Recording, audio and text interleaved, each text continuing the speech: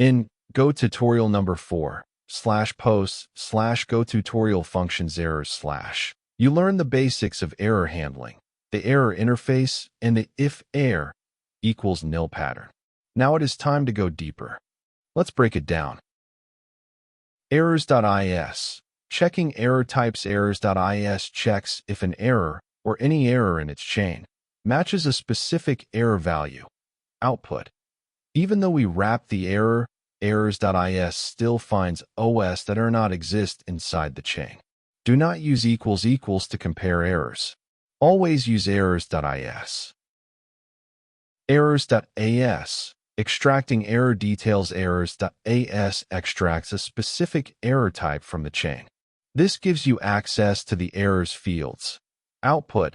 Errors.as finds the net.operer inside the wrapped error chain and fills in our variable.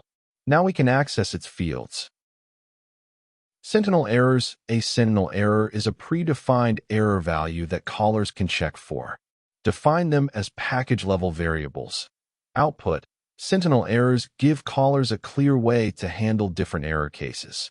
The naming convention is error plus the condition, error not found, error timeout, error invalid. Custom error types for errors that carry extra information. Create a custom type that implements the error interface. Output. The unwrap method is key. It lets errors.as walk from API error to validation error.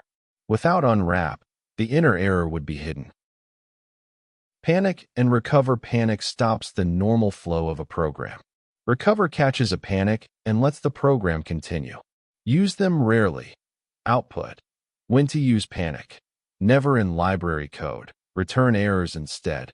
Only in main or initialization when the program cannot continue.